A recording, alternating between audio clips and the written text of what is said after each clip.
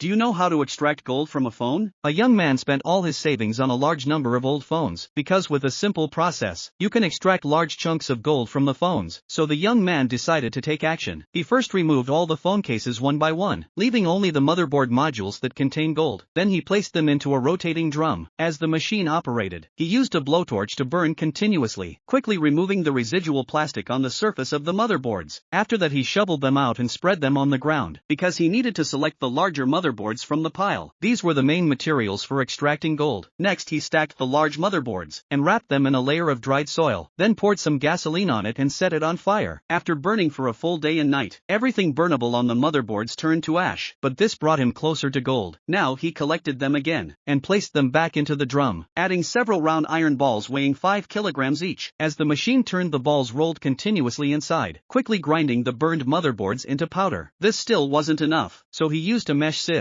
to filter out larger impurities again, resulting in finer powder. Now came the most crucial step of gold extraction. He added borax to the powder in a 1:1 ratio, and mixed it thoroughly, because borax reacts with impurities in the gold to increase its purity. Now he filled sacks with the mixed powder, and placed them directly into a high-temperature furnace. This process only required waiting. Over time, the mixture gradually melted into liquid. The young man called a friend to help. They poured the liquid into a nearby dirt pit, and waited for it to cool rapidly. At this point, they could see the surface of the cooled liquid, forming a thick layer of impurities. These were removed. Once it fully hardened, he got a large chunk of semi-finished product, but it wasn't pure gold yet. If it were, the young man would have struck it rich, so he had to refine the semi-finished product again. He surrounded it with charcoal, and used a blower to intensify the fire, further heating it until it melted quickly. After waiting several more hours, he cooled it down again. Finally, he saw golden-colored lumps on the surface. Yes, this was real gold. The next step was to separate the gold from impurities. He immersed the entire block in a bucket of water, then added an appropriate amount of nitric acid solution. This caused an immediate violent chemical reaction. It's important to wear protection during this step, because the gases released are toxic. Once the reaction completed, all impurities dissolved into the liquid, while the gold remained unchanged, settling at the bottom as pure gold. He dried the gold to get granules. Finally, he placed the granules in a dry pan, used a blowtorch to burn them again, sprinkling some borax during the process to further purify the gold. Afterwards, he poured the melted gold into molds to cool and solidify. This resulted in a piece of high-purity gold. Look, it weighed an astonishing 268 grams. So have you learned how to extract gold yet?